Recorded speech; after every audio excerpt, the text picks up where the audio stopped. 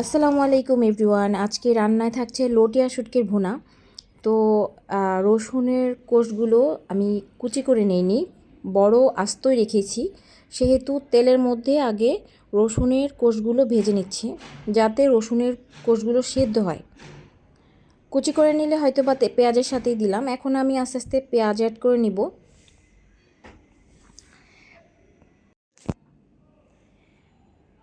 পেঁয়াজ এবং রসুন ভালো করে ভেজে যখন একটু বাদামি কালার চলে আসবে, এগুলোকে ভাজতে ভাজতে একটা সেন্ট বের হবে রসুন ভাজার পরে, তখনই আমি শুটকি যে ধুয়ে রেখেছি, একটু গরম পানি দিয়ে ধুয়ে রাখার কারণে এটা থেকে হালকা বালু থাকলে সেটাও চলে যাবে, আর একটু অতিরিক্ত লবণ যেটা এটাও বের হয়ে যাবে। তবে লবণ থাকবে, শুটকি মানেই লবণ, তখন পরিমাণ মতো লবণটা দিতে হবে, কারণ শুটকিতে খুবই অল্প পরিমাণ লবণ দিতে হয়, কারণ শুটকির তরকারি এমনি লবণাক্ত বেশি থাকে।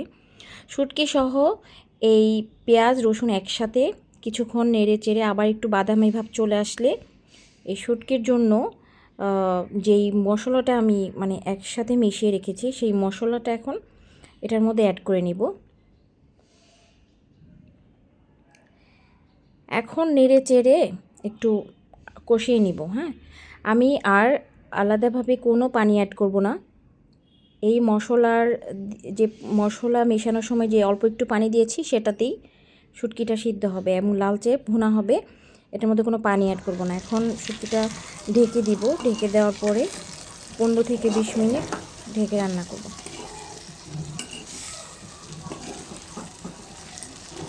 তো এই পর্যন্তই। আল্লাহ হাফিজ।